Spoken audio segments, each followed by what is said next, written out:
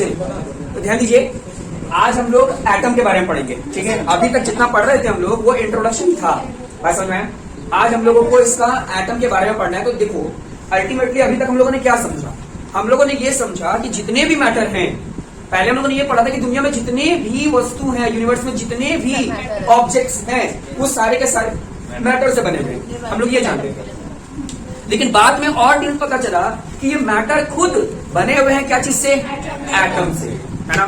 और आगे वाले चैप्टर में ये पढ़ने आएगा कि जो एटम है वो खुद सब एटॉमिक पार्टिकल से मिलकर के बना है। बात समझ में आ रहा है ना। यानी कहने का मतलब ये है कि जितने भी एटम हैं वो सारे के सारे एटम मिल करके क्या बना देते हैं, मैटर बनाते हैं, है ना। यानी किसी भी मैटर का जो सबसे स्मॉलेस्ट यूनिट जो होता है, सबसे स्मॉलेस्ट यूनिट, उसको हम लोग क्या कहते हैं, एटम मतलब परमाणु। इस बात को कनद ने बहुत पहले ही बता दिया था, जो महर्षि थे कनद, उन्होंने ये बात को बहुत पहले ही बता दिया। बाद में हम लोग इसको प्रूफ कर सके, है ना। अब जाकर ये प्रूफ हो रहा है कि हाँ सही बात है कि जितने भी मैटर है, मैटर के अंदर और बहुत सारे क्या बनते हैं, पार्टिकल्स होते हैं, जिनको हम लोग एटम कहते हैं। बात समझ पा रहे हैं ना। हाँ बिल्कुल। अभी जितना तक हम लोग जान रहे, मैं क्या बोला था उस दिन भी तुम लोग को यही बोला था कि अभी तक हम लोग जितना जानते हैं हम लोग उसी को सच्चाई मान रहे हैं, उसी को सच्चाई मान रहे हैं। आगे आने वाला साइंटिस्ट या आगे आने वाले और भी जो एक्सप्लोर कर देंगे किसी चीज को और अच्छी तरीके से समझा देंगे, तो हम लोग उस चीज को मानने लगेंगे। या आगे आने वाली जो पीढ़ी होगी, आगे आने वाले जो समाज होंगे, वो उसी चीज को सही मानेंगे। हम लोग जो चीज मान रहे हैं वो अभी के प्रूफ के लिए हम लोग सही है। जैसे उस समय मैं बताया था, उस समय कुछ प्रूफ नहीं हुआ करता था, तो उस समय जो साइंटिस्ट बोल देते थे, अपनी कोई भी तर्क रख देते थे, उसी तर्क को वैलिड मान लिया जाता था। लेकिन बाद में धीरे धीरे उसी चीज को हम लोगों ने क्या कर लिया, प्रूफ कर लिया। हम लोग को पता चल गया कि हाँ कौन सा काम करने से क्या हुआ है और उसका प्रूफ क्या है। बात समझ में है। तो जो एटम होता है वो किसी भी मैटर का सबसे स्मॉलेस्ट पार्टिकल है ना। जैसे अगर मैं बात बोलूं, हम लोग देखते हैं कि ये घर जो है वो 4 दीवारी से बना हुआ है ना, 4 दीवारी। और हर एक दीवार में बहुत सारे ब्रिक्स की जरूरत होती है। हर एक जो दीवार है उसमें बहुत सारे ब्रिक्स की जरूरत पड़ी है, और हर एक ब्रिक में बहुत सारे सॉइल प्रेजेंट है। बात समझ रहा है। तो देखो कितने छोटे छोटे मटेरियल मिल करके एक बड़ा चीज मेक कर दे रहे हैं। हम लोग अपने भी देखे ना, सेल छोटे छोटे सेल्स मिल करके एक ऑर्गेनिज्म प्रोड्यूस कर दिए, बना दिए। बात समझ में आ रहा है। और वो सेल खुद भी बहुत छोटे एटम से मिलकर के बना है। तो याद रखना कि कभी भी जो एटम होगा उसको हम लोग मेजर करते हैं, नैनोमीटर में। नैनोमीटर मतलब मीटर का भी बहुत छोटा सा पार्ट, है ना। अब बोलोगे सर कितना छोटा पार्ट, तो समझ लो कि हम लोग जैसे ये जानते हैं कि 1 मीटर में हम लोग जनरली ये नहीं जानते कि 100 सेंटीमीटर होता है। इसका मतलब क्या, इसी चीज को मैं ऐसे लिख सकता हूँ ना, 1 मीटर इक्वल टू 10⁻² सेंटीमीटर। बात समझ में आ रहा है कि नहीं। 10⁻² का मतलब क्या हुआ, 2 0, है ना। अब अगर हम लोग मीटर को अगर नैनोमीटर से कंपेयर करें तो इसका मतलब हुआ 10⁹ सोच लो कितना छोटा होगा। यानी एक जो एटम है उसका अगर रेडियस देखा जाए, है ना, तो वो 10⁹ नैनोमीटर के बराबर होता है। या किसी को उल्टा करके देखें तो 1 नैनोमीटर जो होता है, 1 नैनोमीटर अगर उसको मीटर के कंपेयर में लिखें तो 1/10⁹, या फिर तुम इसको ऐसा भी लिख सकते हो 10⁻⁹ मीटर। देखो यहाँ पावर क्या है, 9 है। जब इसको ऊपर लेकर जाएंगे तो कितना लग जाएगा, माइनस पढ़े ना मैथ में। बात समझ आ रही है ना। तो कहने का मतलब क्या है, कितने 0, 9 टाइम्स 0, इतना छोटा, बहुत छोटा, है ना। और हाइड्रोजन को देखोगे, ये तो एटम, जनरल एटम की बात की गई है ना। अगर हम लोग हाइड्रोजन एटम की बात करेंगे, क्योंकि पूरे हाइड्रोजन, ठीक है, तो जितने भी, ध्यान देना, अगर एलिमेंट है तो सबसे छोटा जो एटम होता है ना वो हाइड्रोजन का होता है। सबसे छोटा जो एटम होता है वो हाइड्रोजन का होता है। और उसके अगर साइज को, उसके रेडियस को नापेंगे तो वो क्या होगा, 10⁻⁻10 नैनोमीटर, उससे भी छोटा। बात समझ में आ रहा है। तो बहुत जो छोटा एटम किसमें प्रेजेंट होता है, वो किसमें होता है, हाइड्रोजन। हाइड्रोजन एक तरह का एलिमेंट है। बात समझ में आ रहा है, एलिमेंट है। अब ये हाइड्रोजन के एलिमेंट जो होते हैं वो अलग अलग कंपाउंड के साथ, अलग अलग एलिमेंट के साथ मिलकर के कंपाउंड बनाते हैं, जो कि हम लोग कंपाउंड के बारे में समझ चुके हैं।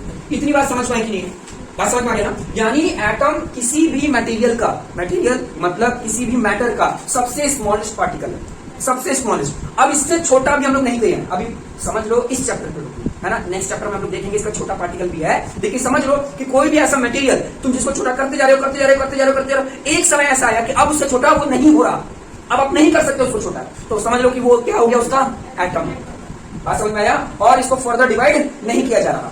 बात समझ में आ रहा है कि नहीं आ रहा है? सबको आ रहा है ना? एक बार पढ़ लो जल्दी से।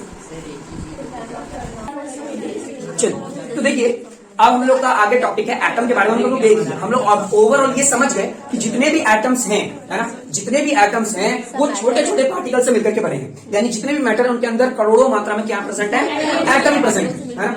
अगर हम लोग बोल रहे हैं कि हम सेल को मार रहे हैं, है ना, जैसे हमने बोला ना कि ये सेल को लग गया चोट, तो सेल को नहीं, स्पेशली बोल सकते हैं एटम को लग गया चोट, है ना, क्योंकि उसके अंदर क्या है? एटम तो है। बात समझ में आ रहा है ना? तो कोई भी मटेरियल, जो भी यूनिवर्स में मटेरियल है वो सारे के सारे क्या चीज से बने हुए हैं? एटम्स मिलकर बने हुए हैं। सबको पता, कोई दिक्कत नहीं दिक्कत। अब हम लोग देखेंगे कि जितने भी एलिमेंट्स हैं, जितने भी एलिमेंट्स, जब डाल्टन जी थे तो उस समय लगभग अच्छे खासे एलिमेंट की खोज हो गई थी। 10 से लेकर 20 एलिमेंट की खोज हो गई थी। लोगों ने निकाल लिया था, पता लगा लिया था कि हाँ ये एलिमेंट होता है, ऐसा एलिमेंट होता है। लेकिन डाल्टन यही सोच रहे थे कि मैं ऐसा बुक बनाऊं या मैं कुछ ऐसा चीज लिखूं जिससे मेरे आगे आने वाली पीढ़ी को किसी तरह का दिक्कत ना हो। वो सारी चीज को समराइज करना चाहते थे। ध्यान देना, तुम लोग इंग्लिश पढ़ते होगे, है ना, तो बहुत सारे लोग ना इंग्लिश का हर एक चैप्टर को थ्रोली पढ़ते हैं, और कुछ बच्चे ना सिर्फ उस चैप्टर का समरी के पीछे पड़े रहते हैं कि इतना कौन पढ़ेगा, समरी पढ़ लो काम खत्म। बात समझ? एक तरह से बोल सकते हैं ये फैक्ट भी है, एक तरह से ये फैक्ट भी है, क्योंकि जो रॉबर्ट हेकल थे, तुम लोग को चैप्टर पढ़ने का मौका तो नहीं मिला, लेकिन मैं तुम लोग को बता देता हूं, एक रॉबर्ट हेकल थे जो बायोलॉजी के चैप्टर में, बायोलॉजी में बहुत बड़ा योगदान दिए। एरिस्टोटल थे, उन्होंने भी बहुत बड़ा योगदान दिया। हुआ क्या, वो लोग निकल पड़े थे कि पूरे दुनिया में कितने क्रिएचर्स हैं, कितने जीव जंतु हैं, ये पता करने वाले थे। तो उनको ये पता चला कि अगर हम लोग पढ़ने भी जाएंगे, हर एक के बारे में पढ़ना शुरू भी करेंगे ना, तो मेरा 10 जन्म भी खत्म हो जाएगा और हम 10% ही पढ़ पाएंगे। सोचो, उनका 10 जन्म, मतलब एक बार जन्म लिया फिर 10 बार अगर ऐसा कर भी लेंगे ना, तो वो सिर्फ 10% पढ़ पाएंगे सारे जीव के बारे में। सारे जीव, जितना जीव है हमारे पास अभी, हमारे पास मतलब पूरे दुनिया में भी जितना जीव हम लोग देख पा रहे हैं, उनके बारे में पूरा बारीकी पढ़ने चाहें तो बहुत ज्यादा समय लगेगा। फिर रॉबर्ट हेकल सोचे कि जब अगर ऐसा है ना, तो फिर अगर हम पढ़ेंगे तो पढ़े कैसे, है ना। जो कार्लोस मिलेंसिस थे, उन्होंने भी यही सोचा कि तो फिर हम लोग कैसे पढ़े। तो उन्होंने क्या किया, सबको एक ग्रुप में डाल दिया, है ना, अलग अलग ग्रुप बनाया, किंगडम बनाया, है ना, प्लांट किंगडम, एनिमल किंगडम। ये तुम लोग के बायोलॉजी के चैप्टर में, अब केमिस्ट्री में बायोलॉजी क्यों आया तुम लोग को समझ में आ जाएगा, ठीक है। तो उन्होंने किंगडम बना दिया कि एक किंगडम के बारे में अगर तुम लोग पढ़ेंगे तो लगभग आइडिया मिल जाएगा, लगभग आइडिया मिल जाएगा। जैसे नॉर्मल समझो, हुआ क्या कि जैसे ह्यूमन की बात करें तो ह्यूमन में क्या किया, ह्यूमन को पढ़ने के लिए क्या किया, देखा कि हाँ लड़की को पढ़ लेते हैं। एक लड़की को पढ़ लिया तो लगभग लड़कियों के बारे में समझ में आया, लगभग, सारे के बारे में तो बिल्कुल नहीं समझ में आएगा। एक लड़का को पढ़ लिया, लगभग लड़कों के बारे में समझ में आ गया। कम से कम एक बाउंड्री लाइन तो पता चल गया, मतलब एग्जैक्ट अगर हम पढ़ने जाएं तो यहां 10 तरह की लड़कियां, तो 10 तरह की विचारधाराएं, 10 तरह का क्रिएचर्स, मतलब उनके अंदर अलग अलग तरह का बॉडी लैंग्वेज और सोच होगा। बॉयज में भी वैसे होगा, तो सबके बारे में पढ़ना इम्पॉसिबल है। तो क्यों ना ग्रुप में पढ़ लें जिससे हम लोग को पता चल जाए। तो उन्होंने ग्रुपिंग कर दिया। सिमिलरली जब डाल्टन आए तो डाल्टन का यही सोच था, उनके दिमाग में यही बात चल रहा था कि इतने सारे जो एलिमेंट्स हैं उनको कैसे पढ़ा जाए, उनको कैसे समझा जाए, उनको कैसे बताया जाए। तो वो चाहते थे सबको समराइज करना, ठीक है, समराइज करना चाहते तो थे कि हाँ किस तरीके से समराइज करें। अब यहां पर मुद्दा यह कि ठीक है समराइज तो बाद में करेंगे, पहले तो हम लोग को एटम पहचानने तो आना चाहिए, है ना। आइडेंटिफिकेशन ऑफ एटम्स, यानी एटम को कैसे पहचाने, और एटम को पहचानने से पहले हमको किसको पहचानना पड़ेगा, एलिमेंट को। क्योंकि हम लोग जानते हैं किसी एक एलिमेंट में उसके अंदर जो एटम्स होंगे सिमिलर टाइप होंगे। यानी अगर हम किसी एलिमेंट को पहचानना चाहते हैं, एलिमेंट को, तो हमको क्या पहचानना पड़ेगा, एटम को। या एटम को पहचानना चाहते हैं तो हमको किसको पढ़ना समझना पड़ेगा, एलिमेंट को। बात समझ, असलियत में हम लोग पहचानना चाहते थे एटम्स को, लेकिन क्योंकि एटम इतने ज्यादा होते हैं तो उसको पढ़ना इम्पॉसिबल जैसा लग रहा था, इसलिए हम लोग सोचे कि चलो एलिमेंट को ही पढ़ लेते हैं, है ना, एलिमेंट को ही समझ लेते हैं। क्योंकि एक एलिमेंट जैसे आयरन है, तो आयरन के अंदर करोड़ों क्या होंगे, एटम्स होंगे, और वो एक एटम के बारे में हम लोग समझ में आ जाएगा तो हमको ये पता चल जाएगा अच्छा आयरन जो एटम होता है वो कैसा होता है ना। जैसे एग्जांपल के तौर पर बताता हूं, जो हाईली रिएक्टिव एटम्स हैं, जैसे मान लो पोटेशियम, है ना, या सोडियम है, या लेस रिएक्टिव जो है ना, मान लो गोल्ड है ना, या फिर मरकरी है ना, ये सब लेस रिएक्टिव है। तो हम लोग क्या थे, हम लोग सारे एटम के बारे में पढ़ना चाहते थे। तो इसके अंदर भी करोड़ों एटम होगा, इसके अंदर भी करोड़ों एटम होगा। तो हम लोग क्या किए, इसका एक एटम निकाले और उस एक एटम के बारे में पढ़ना शुरू कर दिया, है ना। क्या पढ़ने लगे कि इसका एटॉमिक मास कितना होगा, इसका एटॉमिक स्ट्रक्चर कैसा होगा, इसका एटॉमिक साइज क्या होगा, इसकी रिएक्टिविटी कैसी होगी, है ना, इसका रिलेटिव मास कितना होगा, और बहुत सारी चीजें, बहुत सारी चीजें। वो सब 11th में मिल जाएगा तुम लोगों को जब केमिस्ट्री पढ़ोगे। तो ये एटम के बारे में हम लोग पढ़ना तो चाहते थे। हम लोग सोचे कि एटम के बारे में तो बाद पढ़ेंगे, पहले देखते कि एटम आ रहा कहां से रहा है, यानी उस एलिमेंट के बारे में हम लोग के मन में ये आया, मतलब उनके मन में ये आया कि पहले तो एलिमेंट समझ में आना चाहिए ना, पहले तो एलिमेंट समझ में आना चाहिए, तब उसके अंदर के एटम के बारे में समझेंगे कि उसका साइज क्या होगा, उसका मास क्या होगा, है ना, वो कितना रिएक्टिव है। तो उस समय क्या किया उन लोगों ने कि एलिमेंट को फाइंड आउट करना, आइडेंटिफाई करना शुरू किया। अब ये कि कोई एलिमेंट अगर हमारे पास आ गया तो कैसे पहचानेंगे कि कौन सोडियम है, कौन पोटासियम है, कौन आयरन है, कौन क्या है, कैसे पहचानेंगे। तो उस समय डाल्टन ने सोचा कि जितने भी एलिमेंट्स हैं उनको क्या किया जाए, उनको एक पिक्टोरियल ग्राफ के जैसा है, सिंबल में चेंज किया जाए, है ना। तो देखो क्या हुआ कि सारे का सिंबल का पिक्टोरियल ग्राफ बनाने लग जाए, है ना। जैसे उन्होंने ये बोला कि हर जो भी एलिमेंट होगा, जितना भी एलिमेंट उस समय मिला, है ना, उस सारे एलिमेंट के क्या करने लगे, सिंबल देने लगे। क्या देने लगे, सिंबल देने लग गए। ठीक है, तो जो सिंबल था, जैसे मान लो हाइड्रोजन के लिए क्या किया उन्होंने, एक सर्कल बनाकर डॉट बना दिया, है ना। मतलब अब यही सोचे कि अलग अलग जितने भी जब लोग ग्राफ बनने लगे, है ना, तो देखिए कि हाथ से तो बन गया, लेकिन फिर ये सोचने लगे कि डाल्टन ने तो बना तो दिया, है ना, बहुत सारे लोगों का ग्राफ बना दिया, है ना, कि कुछ कार्बन होगा तो कार्बन के यहाँ पर लेकर सी लिख दिया, वैसे सल्फर होगा तो इस तरीके से ऐसे करके यहाँ एस लिख दिया, या अलग अलग स्ट्रक्चर दे दिया, है ना, जिससे समझ में आ जाएगा कि ये एलिमेंट का ये सिंबल है और सब लोग पहचान जाएंगे, है ना।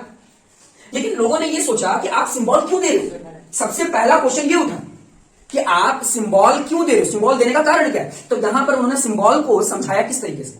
सिंबल को देने के लिए जब अभी कौन दे रहे हैं, डाल्टन को जब उन्होंने सिंबल दिया, है ना, कि हाँ इस एलिमेंट का ये सिंबल होना चाहिए, है ना, तो सबसे पहले लोगों ने ये पूछा कि डाल्टन से कि आप सिंबल दे क्यों रहे हो।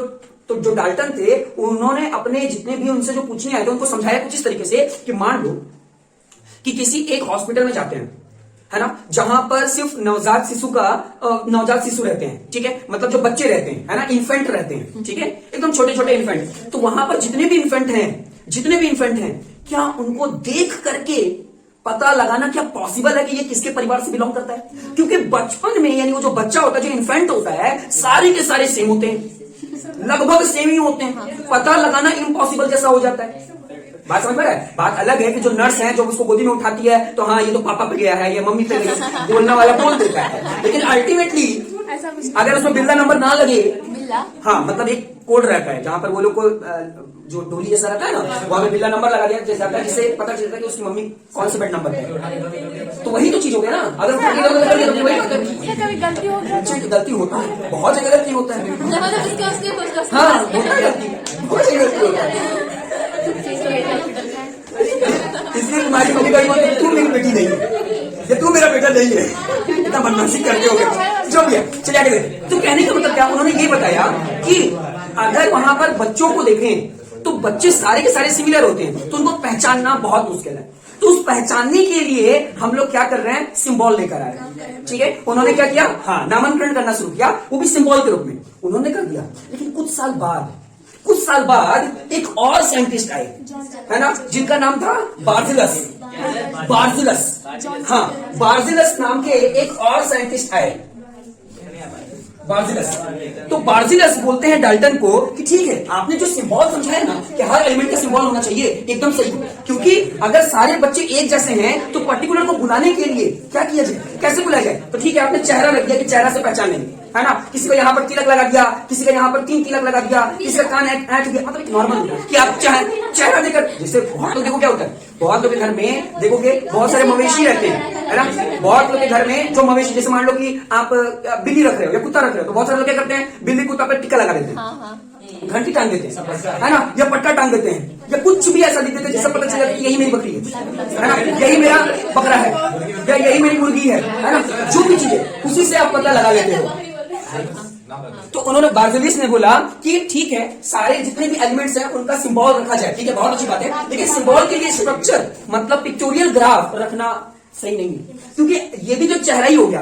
अब उन्होंने एक तर्क दिया, मैं तुम लोग को नॉर्मल भाषा से बताता हूं, उन्होंने तर्क दिया कि यहां पर कार्बन के लिए आप सी लिख दिए, अगर कोबाल्ट आ गया तो कोबाल्ट का भी स्पेलिंग तो सी से ही होता है ना, तो क्या कीजिएगा, तब उसे क्या कीजिएगा। और डिजाइन भी बनाते हैं, अगर आप डिजाइन बनाते हैं, चलिए इस तरीके से आप डिजाइन बना देंगे तो ये तो याद करना और हार्ड हो जाने लग रहा है, ये तो और हार्ड हो रहा है। जबकि सिंबल ऐसे होने चाहिए जो डायरेक्टली हमारे ब्रेन को अफेक्ट करें, तुरंत हम लोग को पता चले। तब बार्जिलस ने बोला कि सिंबल होना चाहिए जो आपने बोला, डाल्टन ने जो बोला कि सिंबल होना चाहिए जिससे सारे एलिमेंट्स को पहचाने, आपने सही बोला, लेकिन हर सिंबल का पिक्टोरियल रिप्रेजेंटेशन नहीं होना चाहिए। उन्होंने बोला, जो बार्सिलस थे उन्होंने बोला कि पिक्टोरियल ग्राफ की जगह पर हम लोग नेमिंग यानी अल्फाबेट्स यूज करेंगे। हम लोग, इन्होंने बोला कि जितने भी सिंबल होंगे उनके लिए क्या यूज किया जाएगा? अल्फाबेट्स। और ये चीज को देख करके एक बड़ी कम्युनिटी सेट हुई केमिस्ट्री में, एक बहुत बड़ी केमिस्ट्री की यूनियन स्टैब्लिश हुई जिसका नाम था आईयूपैक, IUPAC, जो कि कैलिफोर्निया में है। इनका मेन बोल सकते हैं आप, जैसे एग्जांपल के तौर पर ये कैसे समझोगे, तुम सिंपल से समझ लो कि कोई अपराध करता है तो कहां जाना पड़ेगा? Police station. अगर कोई किसी का बीमारी, किसी को कोई बीमारी है तो कहां जाना? हॉस्पिटल। उसी तरीके से अगर आप एलिमेंट की खोज कर दिए तो कहां जाओगे? आईयूपैक के पास, एक बड़ी संस्था। एग्जाम में 1 नंबर का क्वेश्चन आता ही आता है, क्या? What is the full form of IUPAC? तो आईयूपैक का फुल फॉर्म होता है international union of pure and applied chemistry.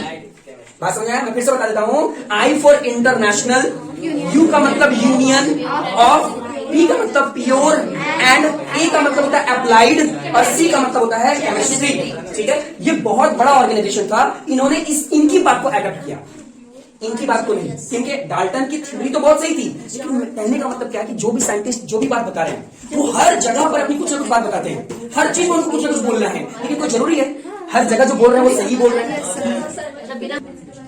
तो एक संस्था की स्थापना हुई कैलिफोर्निया में जिसका नाम था आईयूपैक। इन्होंने पूरा बीड़ा उठा दिया केमिस्ट्री में, जो नए नए एलिमेंट्स की खोज होगी तो उसका पूरा एटम का स्ट्रक्चर कैसा होगा, साइज क्या होगा। मतलब कोई भी इंसान जब एटम को खोजता है तो ऐसा नहीं कोई पत्थर ले जाकर उसका ध्यान देखो नया चीज को, आपको पहले उसके बारे में पता होना चाहिए, फिर उनसे पूछा जाता है कि आप नाम क्या रखना चाहोगे, है ना? फिर उनके हिसाब से नाम रखा जाता है, क्योंकि उनके द्वारा उस चीज की क्या हुई है? खोज हुई है। तो यहाँ पर भैया जो आईयूपैक थे, international union of pure and applied chemistry, उन्होंने बार्सिलस की बातों को मान लिया। उन्होंने ये बोला कि हाँ, जितने भी सिंबल होंगे वो सारे सिंबल को अल्फाबेट से डिनोट करेंगे, है ना? उसको पिक्चर नहीं बनाना है, क्योंकि पिक्चर बनाएंगे तो और याद करना हमारे लिए मुश्किल हो जाएगा। आखिर क्यों लोग जो बड़ी बड़ी ग्रंथ होते हैं उनको क्यों नहीं पढ़ना पसंद करते? इसलिए नहीं, मतलब कुरान हो गया या फिर बाइबल हो गया या ये क्या बोलते हैं रामायण हो गया, गीता हो गया, ज्यादातर लोग इसलिए नहीं पढ़ना पसंद करते क्योंकि वो ना सिर्फ उसमें लिखा हो गया, उसमें कुछ पिक्चर्स नहीं है ना, लोगों को पसंद नहीं आता। तो यहाँ पर कहने का मतलब ये नहीं कि पिक्चर होगा तभी हम लोग को अच्छा लगेगा,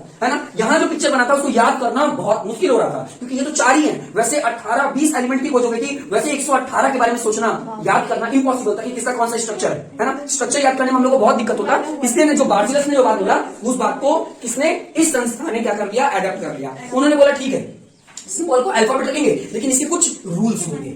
इसके क्या होंगे? रूल्स होंगे। अब ये रूल्स क्या है? सबसे पहला रूल उन्होंने बताया कि जब भी कोई एलिमेंट हम लोग लेंगे, है ना, तो उसका जो पहला लेटर होगा, फर्स्ट लेटर जो होगा वो क्या होगा?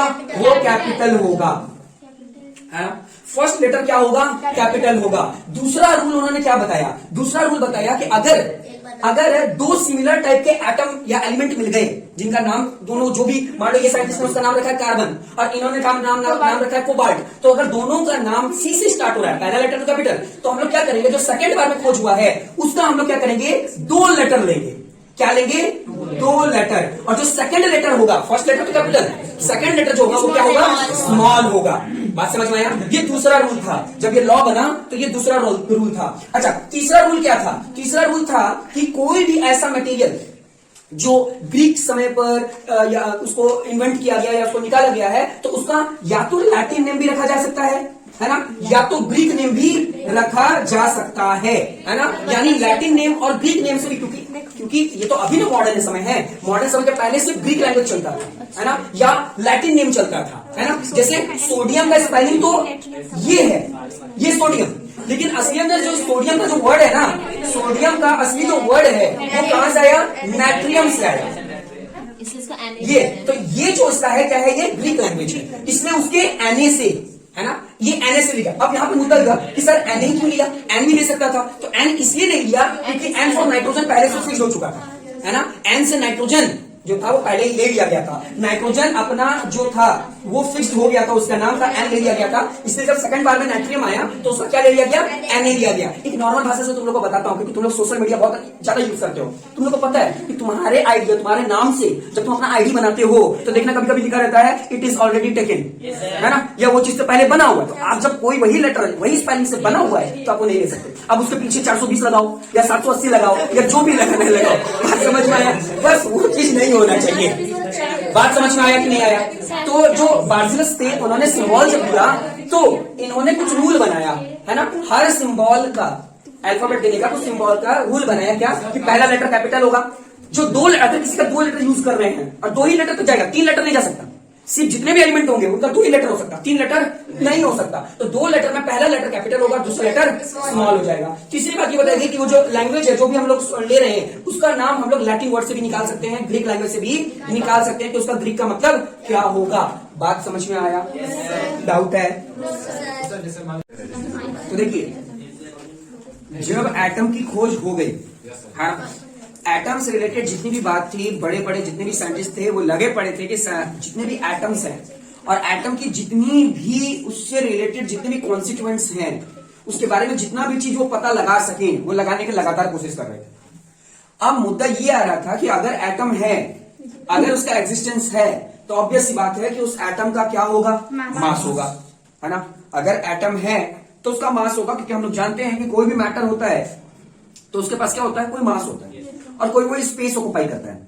तो अगर किसी मैटर के अंदर एटम है, किसी मैटर के अंदर एटम है तो एटम का खुद का भी कोई मास होगा, है ना, वो कुछ ना कुछ स्पेस ऑक्युपाई करेगा, तभी तो वो एटम है, तभी तो वो कोई चीज है। मतलब कि हाँ, उसके अंदर वो, अगर बोला जा रहा है कि जैसे ये सामान अगर है तो ये सामान इतना मोटा क्यों हुआ, ये सामान इतना मोटा इसलिए होगा क्योंकि उसमें बहुत छोटे छोटे कण में एटम्स प्रेजेंट है।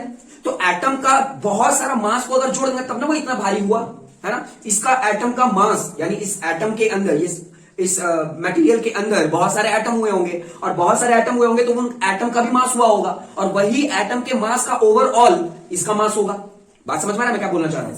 कहने का मतलब ये है कि अगर कोई मेरा वेट करे, है ना, मेरा मास कोई देखे तो ऑब्वियस सी बात है मेरा मास बोलो या मेरे एटम का मास बोलो, दोनों का मतलब तो सेम ही होगा ना।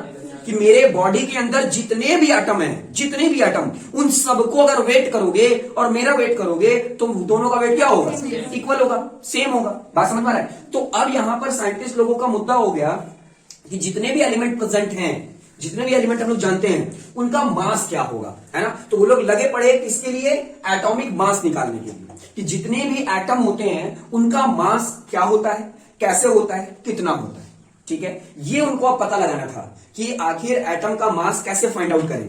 अब देखो, हुआ ये क्योंकि एटम इतने छोटे होते हैं, इतने छोटे होते हैं कि उसका मास पता लगाना उस समय इम्पॉसिबल जैसा लग रहा था, है ना। क्योंकि अब बटखरा यानी आप लोग जानते होंगे वो जो देखोगे लोहे का जो वेटिंग करने के लिए देखो तराजू के बीम बैलेंस के एक तरफ रख दिया जाता है, दूसरी तरफ कोई भी मटेरियल रखा जाता है और उसको उठाया जाता है, देखा जाता है दोनों अगर बराबर हो गया तो इसका मतलब दोनों का जो केजी है या दोनों का जो ग्राम है वो क्या होगा, सेम होगा, इक्वल होगा, हम लोग यही मानते हैं। लेकिन एटम तो बहुत छोटा होता है, तो उसका मास कैसे पता करेंगे? तो ध्यान देना, उसके मास के लिए हम लोग रिलेटिव एटॉमिक मास के पास गए। अब ये रिलेटिव एटॉमिक मास होता क्या है ये आपको समझना है। ये होता ये है कि इसके पहले जब बटखरा जानते हो ना आप लोग, वो जो इस तरीके का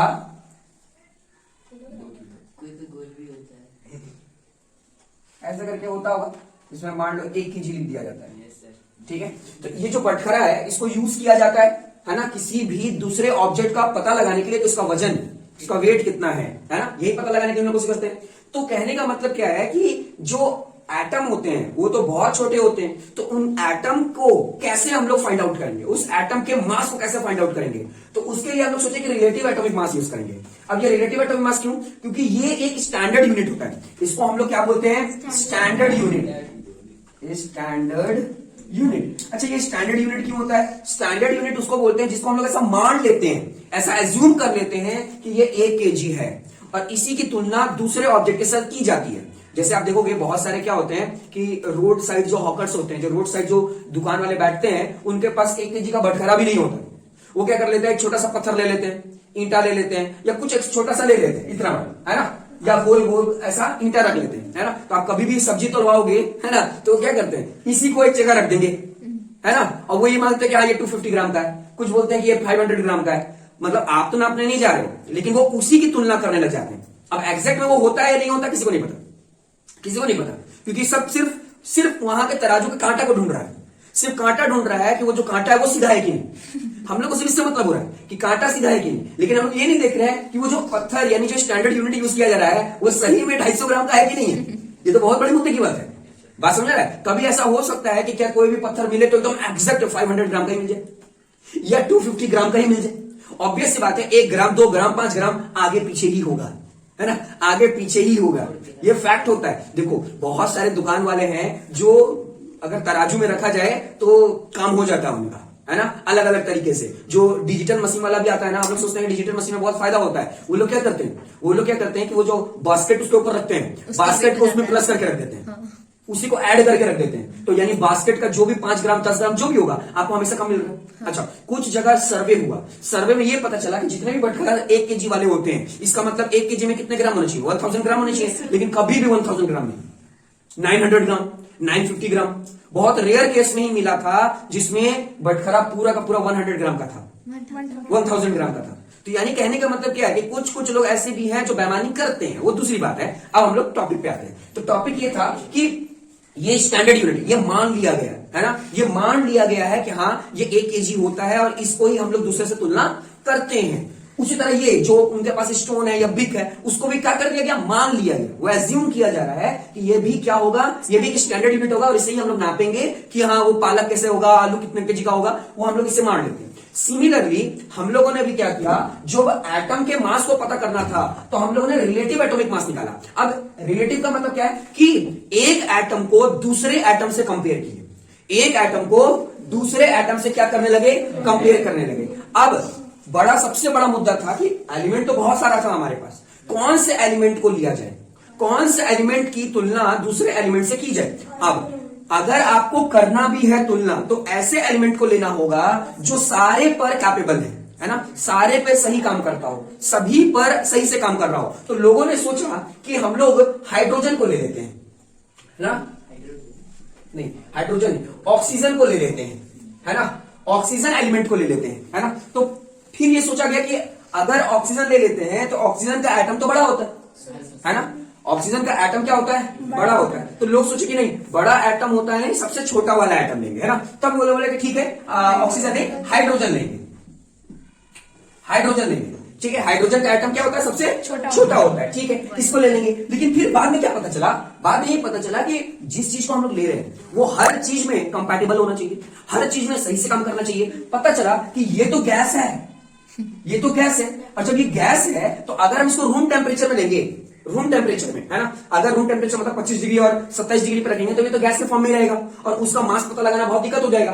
तब अल्टीमेटली हम लोग को एक एलिमेंट मिला जिसका नाम था कार्बन, ठीक है। वैसे और भी बहुत सारे एलिमेंट्स थे उस समय, लेकिन सभी लोगों को जब चेक किया गया तो कार्बन एलिमेंट हर जगह बहुत सही से काम कर रहा था। क्यों? क्योंकि कभी भी किसी भी रिलेटिव एटॉमिक मास निकालने के लिए क्या क्या होना चाहिए, पहली बात ये होनी चाहिए कि उसका जो रूम टेम्परेचर है, रूम टेम्परेचर पे वो सॉलिड होना चाहिए, रूम टेम्परेचर पे वो कैसा होना चाहिए, सॉलिड होना चाहिए। ये लोग रूम टेम्परेचर पे सॉलिड नहीं थे, है ना। दूसरी बात कि हम जो भी एलिमेंट ले रहे हैं, है ना, उसका जो मास होना चाहिए, है ना, वो सभी के साथ ज्यादा हाईली रिएक्टिव भी नहीं होना चाहिए और लेस रिएक्टिव भी नहीं होना चाहिए। लेकिन इन दोनों में देखा जा रहा था कि कुछ के साथ ये लोग हाईली रिएक्ट कर जा रहे हैं और कुछ के साथ ये लोग लो रिएक्ट कर जा रहे हैं। लेकिन जो कार्बन है, कार्बन ना ही किसी एलिमेंट के साथ ज्यादा रिएक्ट करता है और ना ही कम रिएक्ट करता है। और तीसरी बात जो सबसे ज्यादा देखा गया कि ओवरऑल सभी के साथ क्या करना चाहिए, रिएक्ट करना चाहिए, है ना, सभी के साथ क्या होना चाहिए,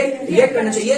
तभी हम लोग उसको रिलेटिव के रूप में देख सकते हैं। तो थे तो बहुत सारे एलिमेंट, लेकिन उन सारे एलिमेंट में कार्बन के एलिमेंट को सबसे सर्वोपरि माना गया, सबसे सही माना गया। वैसे लिया गया था हाइड्रोजन को ज्यादा देर तक, लेकिन हाइड्रोजन में बहुत सारे प्रॉब्लम आ रहे थे, इसलिए हाइड्रोजन को छोड़ करके कार्बन को ले लिया गया। और कार्बन की कुछ यानी इस रिलेटिव एटॉमिक मास को पता लगाने के लिए कुछ पैरामीटर थे, है ना। पैरामीटर का मतलब होता है कि वो काम होगा तभी वो दूसरे एटम के साथ तुलना कर पाएंगे।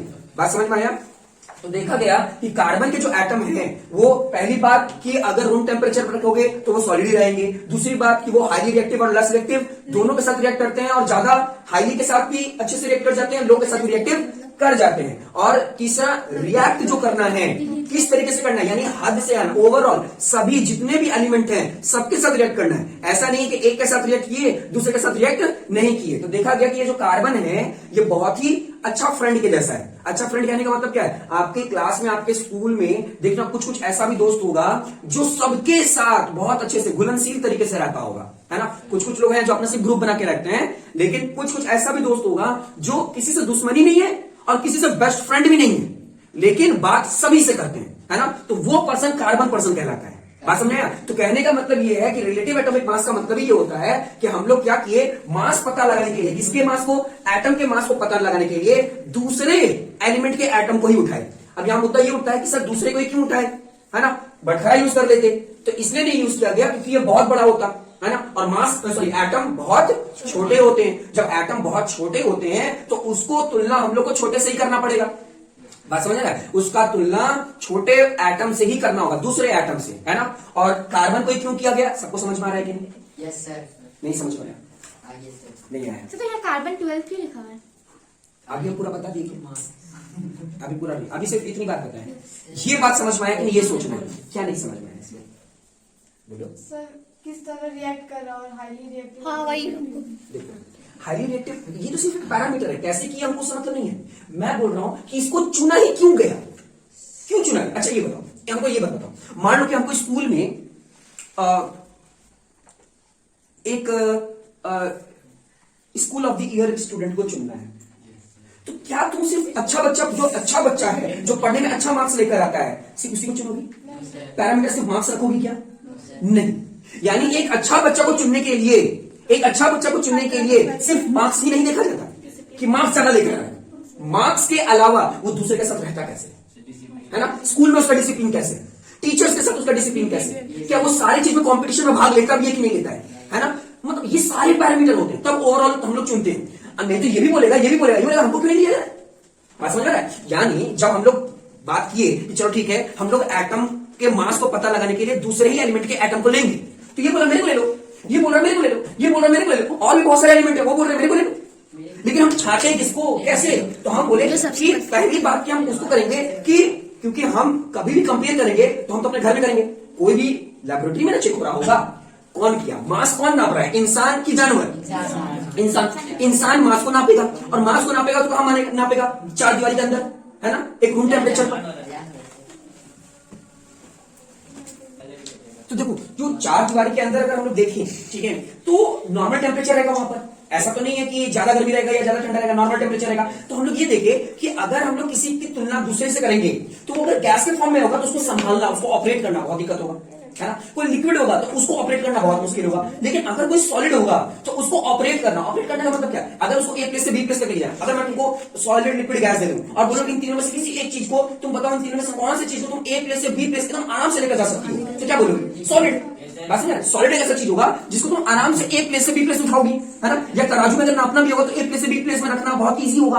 तो मतलब पैरामीटर कि हम वही एटम को, उसी के एटम को रिलेटिव एटॉमिक मास के रूप में यूज करेंगे जो रूम टेम्परेचर पर सॉलिड रहे। ये छट गया, ये छट गया। अब ये लोग लड़ाई नहीं कर सकता कि यहाँ भेदभाव हुआ, भेदभाव नहीं हुआ, यहाँ पर भेदभाव की बात ही नहीं है। यहाँ पर क्या है, यहाँ पर बात आई कि भाई हमको सॉलिड चाहिए था, तुम लोगों से जो सॉलिड आ जाओ मेरे पास। बात समझ पा रहा है? यानी अगर स्कूल में भी अगर मैं बोलूं कि चलो ठीक है मैं स्कूल ऑफ द ईयर चुन रहा हूं, तो अगर मैं उसको चुन लूं, चाहे उसको चुन लूं, चाहे उसको चुन लूं, अपने मन से चुनूं, तो ऑब्वियस बात है तुम लोग के मन में क्या रहेगा, तुम लोग के मन में रहेगा कि सर मेरे को नहीं चुनूं, ये तो गलत बात था। लेकिन अगर मैं यहाँ पर तुरंत बोल दूं कि ठीक है मैं उसी को चुनूंगा जिसका मैथ में 40 40 आया या मैथ में 40 35 आया, मतलब एक नंबर बोल दूं, तो ऑटोमेटिक जिसका कम आया वो कुछ नहीं बोल सकता, वो पहले ही छट जाएगा। अच्छा मान लो कि 10 लोग का 40 आ गया, 10 लोग का, अब उसमें कुछ हटना है, तो मैं बोला ठीक है कितने लोग टीचर से या फिर क्लास में बदमाशी किए हुए हैं, तो उस 10 में हो सकता है 5 लोग बदमाशी किया हो, छट गया, 5 बचिए, बाकी लोग बताएगा ना, बाकी लोग बताएगा ना, वहां से पता चल गया। मतलब कहने का मतलब क्या है, ऐसे तो छाटा जाता है। रेलवे का जो जॉब आ रहा है या तरह तरह का सरकारी जॉब आ रहा है, तो उसमें क्या होगा, फॉर्म है, मान लो कि फॉर्म जो है, सीट कितना है, सीट है 100, मेरी बात को ध्यान समझना, सीट है 100 और फॉर्म कितना जा रहा है, फॉर्म जा रहा है 1 करोड़ 1 लाख सोच लो। और तुम लोग के समय क्या होगा, सीट होगा 10 और फॉर्म गिरेगा कितना, समझ लो। इसका मतलब तुम लोग ये मत सोचो कि ये बहुत अच्छी बात है, बहुत अच्छी बात ये तुम लोगों के लिए सोचो, ये वही लोग इसमें से जाएंगे जो एकदम हाइब्रिड हाई लेवल के होंगे, जो हर चीज में अच्छे होंगे। यही ना बोला जा रहा है, यही ना बोला जा रहा है। कहने का मतलब क्या है, जैसे जैसे समय बीतता जा रहा है वैसे वैसे लेवल एकदम हाई होता चला जा रहा है, जॉब का लेवल कम होता चला जा रहा है और आपसे क्वालिटी ज्यादा से ज्यादा मांगा जा रहा है। अब रेलवे का जॉब करवाना है, मैं बताता हूं, ग्रुप डी में करवाना क्या है उसको मैं बताता हूं। ग्रुप डी में जनरली लोहा उठवाना है, जैक उठवाना है, हैमर उठवाना है, ये सब उठवाना है। लेकिन क्या पूछ रहा है, साइंस पूछ रहा है, मैथ पूछ रहा है, वही चीज है। छाटे कैसे, फिर कैसे छाटे, छाटने का भी कोई तरीका होना चाहिए ना। तो जानता है किसमें से हद से ज्यादा लोग कैसे छाटेंगे, पढ़ाई में छाटो पहले, क्योंकि मैथ साइंस सुनेगा तो हद से ज्यादा पहले छट जाएगा, इसमें से एकदम आधा हो जाएगा, यहाँ पर 2 जीरो और कम कर दो, ऐसा हो जाएगा। अब उसमें से हम चुनते हैं, बात समझे ना, ये छाटने का तरीका है कि हम हाइब्रिड पर्सन को चाहिए हमें, तो यही हो रहा है। बात समझ में, हाँ बोलो। सर उसका जो मतलब वेट होगा कार्बन का, वो सारे एटम से सेम होगा, जो उसके कंपैरिजन में सारे एटम को मतलब नापा जाता अभी है। मैं कंप्लीट करवा रहा सर जो हूं, थोड़ा सा थोड़ा सा हाँ। 10 सीट है तो जब 10 लाख बच्चे में तो सर सीट भी तो बढ़ेगा ना। नहीं बाबू, सीट तो घटता जा रहा है। सर सीट मतलब वो ट्रेन का है ना।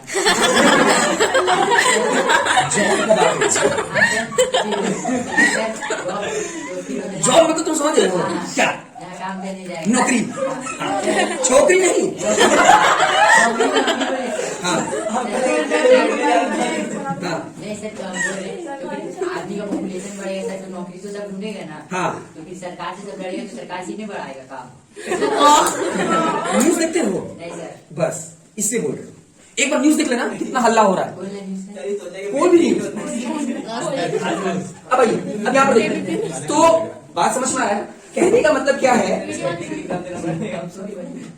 सॉरी, तो कहने का मतलब क्या है कि कार्बन को हम लोग चुन लिए। अब ध्यान देना, तो पहले पूरा कार्बन के बारे में पता लगाया गया, पहले पूरा क्या पता लगाया गया, कार्बन के बारे में पता लगाया गया। तो कार्बन के अंदर ध्यान देना, कार्बन के अंदर मान लो कि 12 एटम प्रेजेंट थे, है ना, इलेक्ट्रॉन प्रेजेंट थे, ठीक है, 12 प्रेजेंट थे पहले हम लोग, क्योंकि हम जान गए कि हम लोग को जिसको देना है तो उसका क्या नाम है, कार्बन। क्यों कार्बन चुना गया सबको पता चल गया। अब कार्बन पे स्टडी होगा और फिर कार्बन की तुलना दूसरे से की जाएगी, ठीक है। बात समझ में आ रहा है ना, तुमको डाउट है, तो किसको डाउट है, हाँ हाँ।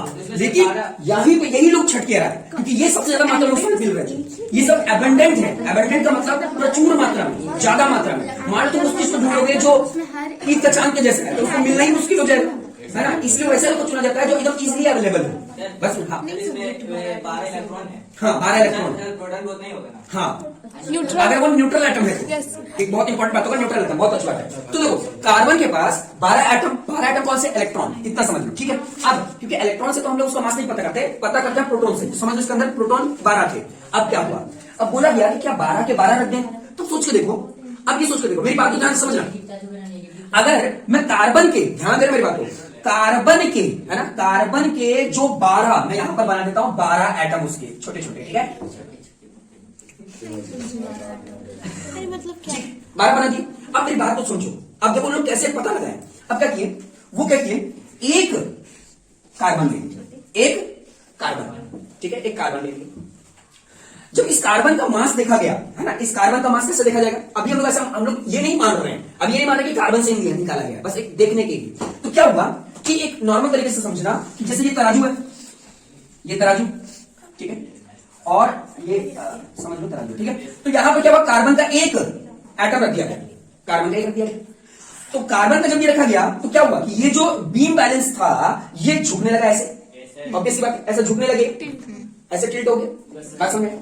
फिर क्या किया गया, इसमें से एक उठाकर यहां रखा गया, फिर दूसरा उठाकर रखा गया, तीसरा उठाकर रखा। जब जैसे जैसे यहां रखते गए तो ऑटोमेटिक ये जो इस तरीके से था, यहां पर जब रखते गए तो ये धीरे धीरे उठने लगा। नॉर्मल भाषा समझने की कोशिश करो, वो अभी नहीं होगा। यहां पर जब कुछ नहीं रखेंगे, यहां पर सिर्फ इसको रख दिए हैं तो ये ऐसे झुकेगा ना इधर की ओर। तुम लोग बीम बैलेंस देखे भी हो कि नहीं? हाँ, तब ठीक है, देखे हो तो पता चलेगा। तो ये इस तरीके से है, इसका कांटा इस तरीके से है। तो अगर ऑब्वियस सी बात है, पहले यहां पर कुछ नहीं है, यहां पर डायरेक्ट रख देंगे तो ये ऐसे हो जाएगा, है ना। अब क्या होगा, अब यही होगा कि हम लोग यहाँ पर छोटे छोटे से एटम्स रखते जाएंगे, रखते गए रखते गए रखते गए रखते गए रखते गए, जब ये एकदम बराबर आ गया, जब ये एकदम बराबर आ गया तो पता चला कि यहाँ पर 12 थे। कितना थे? 12। तुमको पता चल गया कि कार्बन का एक एटम जो है वो कार्बन के 12 एटम के बराबर है ना? सर नहीं समझे। पूरा एक एलिमेंट कार्बन का पूरा एक एलिमेंट छोटे छोटे 12 एटम के बराबर है। अब क्या हुआ कि समझ में आ गया कि हाँ भाई कार्बन का ही एटम को सब जगह यूज किया जा सकता है। तो हम लोगों ने क्या किया, कार्बन में कितना, हमको पता चल गया कि कार्बन के अंदर कितने एटम प्रेजेंट होते हैं? 12। हमको ये पता चल गया कि कार्बन का अगर मास पता करना है तो दूसरे कार्बन के कितने एटम लेकर आने होंगे? 12। मान लो कि मैं कार्बन, ठीक है, मैं कार्बन, मैं बोल रहा हूं कि मेरा मास बताओ, मेरा मास बताओ। तो मेरा मास ऑब्वियस सी बात है किससे पता करेंगे? कार्बन से पता करेंगे, है ना? तो कार्बन के पास, दूसरे कार्बन के पास गए, दूसरा कार्बन, और उससे बोले कि मेरा मास बताओ। तो वो क्या किया, उसके पास कुल मिलाकर छोटे छोटे 12 बॉल थे, 12 एटम। बात को समझो, 12 एटम। तो वो 12 एटम से जब मेरे पास रखा, मैं भारी, वो हल्का, फिर वो 2 रखा, 3 रखा, 4 रखा, 5 रखा, 6 रखा, ऐसे से रखता गया। जब वो 12 रखा तो हम दोनों क्या हो गए? इक्वल हो गए। तो हमको पता चल गया कि अच्छा मेरा मास कितना है? 12। अगर मैं 12 हूं तो ऑटोमेटिक तुम भी जो कार्बन हो तुम भी 12 ही होगी, यानी कार्बन का पता चल गया, कार्बन का पता चल गया। अब सबसे बड़ा मुद्दा क्या आया? अब सबसे बड़ा मुद्दा है क्योंकि हम तो बड़ा एटम थे, तो मेरा पता चल गया। अब देखा गया कि पूरे अभी तक जितने भी एटम खोज हुई है, जितने भी एलिमेंट खोज हुई है, सबसे छोटा एटम किसका है? सब पता चला कि सबसे छोटा जो एटम है वो किसका है? हाइड्रोजन का। बोला गया हाइड्रोजन को लाओ, बोला गया हाइड्रोजन को लेकर, ठीक है। तो हाइड्रोजन को लेकर आओ, तो हाइड्रोजन एक जगह खड़ा हो गया, और दूसरी जगह किसके एटम को यूज किया जाएगा? कार्बन को। अब तो कार्बन को जब रखा जाएगा तो एक एक करके रखा जाएगा, एक ही बार सारा रख दिया जाएगा, एक एक करके रखा जाएगा। तो जैसे ही कार्बन के अंदर कितने एटम थे? 12। लेकिन एक एटम निकाला गया, है ना, एक एटम निकाला गया और तराजू पे रखा गया। जैसे ही एक पे रखा गया, एक ही पर रखा गया, तो हाइड्रोजन एटम क्या हो गया? इक्वल हो गया। तो पता चला कि हाइड्रोजन का एक एटम कार्बन 12 एटम के 1/12 एटम के बराबर है। मतलब यही बताया गया, एक बार ऐसे समझ लो कि हाइड्रोजन का एक एटम कार्बन 12, क्योंकि कार्बन का कितना एटम है? 12 एटम। अब यहाँ पर 12 क्यों लिख रहे हैं? 14 वाला क्यों लिख सकते हैं? क्योंकि इसके आइसोटॉप से सुधार भी होते हैं, वो आगे हम लोग को पढ़ना है। बस तुम ऐसा समझ लो कि कार्बन के अंदर 12 एटम थे, तो इसके एक एटम, इसके कितने एटम? एक एटम। तो 12 में से एक एटम निकालेंगे। तो मैथ में लोग पढ़े ना कि कभी भी फ्रैक्शन पार्ट निकालना हो तो कैसे निकालते हैं? ये ऐसे ना बोलते हैं, हम लोग क्या बोल रहे हैं? 12 में से एक, ये ना बोला जा रहा है। अच्छा, इसका मतलब क्या हुआ? 12 में से 2, ये तो फ्रैक्शन। तो बोला ये गया कि कार्बन 12 के 1/12 से जो हाइड्रोजन है वो 1 टाइम्स क्या है? हेवियर है, उतना भारी है। यानी इससे अब ये इतना जो बड़ा वैल्यू था उसको हम लोग क्या कर दिए? स्टैंडर्ड यूनिट बना दिए, स्टैंडर्ड यूनिट। अब देखो, अब धीरे धीरे ये तुम लोगों को समझ में आने लगेगा। अब तुम लोगों को देखो कैसे समझ में आएगा, मैं तुम लोगों को कार्बन और रिलेशन से अब क्या देखो, अभी पूरा क्लियर नहीं हुआ, अभी छोटी बात बताया हूं। सर एक डाउट है, पहले एक जो मैं बात बता रहा हूं पहले उसको समझ लो, उसके बाद जितने भी डाउट्स होंगे ना वो सारे पर लूंगा मैं, क्योंकि मैं जानता हूं कि ये बच्चे लोगों को हार्ड लगता है, ऑब्वियस सी बात है। इसलिए पूरी बातें बताएगी, उसके बाद आपके पास यहां पे लेकर आया। अब मैं यहां पर आता हूं, फिर से तराजू पर आता हूं, मेरी बात को ध्यान देना। तराजू को लेकर आया, ये हमारा तराजू है, ठीक है, ये तराजू है यहां पर, ठीक है। अब क्या हुआ, मान लो कि यहां पर मेरे पास बटखरा नहीं है, मेरे पास बटखरा नहीं है, एक मेरे पास बड़ा बॉल है, मैं मान लो कि एक स्क्वायर बॉक्स है, और मेरे पास छोटे छोटे बहुत सारे बॉल है, बहुत सारे छोटे छोटे बॉल्स हैं, ठीक है। मैंने क्या किया, इस बड़े बॉक्स को, ये जो स्क्वायर बॉक्स है, इसको उठा करके इसमें रख दिया, तो ये ऐसा हो जाएगा, रखा जाएगा। जैसे यहां पर रखाया तो क्या इस बीम बैलेंस में किसी तरह का डिस्टरबेंस आएगा? ये नीचे आएगा। जाएगा। ये इधर की ओर टिल्ट करेगा या इधर की ओर टिल्ट करेगा? इधर की ओर टिल्ट कर जाएगा, मतलब ये नीचे की ओर आने लगेगा, ये उठ के यहां पर आ चुका है, ठीक है, आने लग गया, और ये जो होगा वो ऐसा दिखने लगेगा काटा। बात समझ में आ रहा है? ठीक है। अब हमको ये बराबर करना है, तो अब मैं ये छोटे छोटे बॉल को यहां रखूंगा कि यहां रखूंगा? ऑब्वियस बात है, जहां पे खाली है वहीं पर रखूंगा। तो एक उठाकर यहां रखा, तो देखा ये थोड़ा सा हिला, फिर मैं दूसरा उठाकर रखा, तीसरा उठाकर रखा, चौथा रखा, पांचवा रखा। जैसे मैं 5 रख दिया, मेरी बात को समझ रहा, जैसे मैं 5 रख दिया तो ये सीधा हो गया, सीधा हो गया। तो क्या मैं ऐसा बोल सकता हूं कि एक बिग बॉक्स जो है वो बराबर है 5 छोटे छोटे बॉल से? बोल सकता हूं कि एक बड़ा बॉक्स जो है वो बराबर है 5 छोटे छोटे बॉल से। सिमिलरली अगर मैं एक और बटखरा ले आता हूं, और मतलब सही तराजू, ठीक है। अब यहां पर क्या हो रहा है, मैं बड़ा बॉल रख दिया, मैं क्या रख दिया, बड़ा बॉल। अब बड़ा बॉल को मैं बॉल से ही कंप्लीट करूंगा, ठीक है। तो बड़े बॉल को, तो ऑब्वियसली बात है, मान लो कि कितना बन गया, 8, मान लो 8। तो मैं ऐसा बोल सकता हूं, यहां पे देखो, अब ये बराबर हो गया, बात समझ में ना, कंप्लीट करेंगे तो समझ में आ रहा है। हाँ, तो ऐसा बोल सकता हूं कि 1 बिग बॉल इक्वल टू, ध्यान रखना, 8 टाइम्स स्मॉल बॉल। बोल सकता हूं कि नहीं? अच्छा, बार बार बॉल बॉल बॉल लिखना पड़ रहा है, बार बार बॉल बोलना पड़ रहा है ना। अगर मैं ऐसा मान लू कि स्मॉल बॉल का मतलब होता है मंकी, मंड। अगर मैं ऐसा बोलूं कि स्मॉल बॉल का मतलब क्या होता है, मंकी, मैं अपनी मर्जी से मान लूं, क्योंकि इसको बोलते हैं स्टैंडर्ड यूनिट, जिसको हम लोग क्या मान लिए, केजी। ये केजी तो स्टैंडर्ड यूनिट है, ये स्टैंडर्ड यूनिट, जैसे हम लोग बोल रहे हैं ना, स्मॉल बॉल को हम लोग क्या मान लिए, मंकी। तो हम इसी चीज को ऐसे लिख सकते हैं, इसी को कि 1 big ball equal to 8 small monkey. बोलो, बात समझ में आएगी, है ना। तो यहां पर ऐसे बोल सकते हैं कि 1 big box equal to 5 monkey.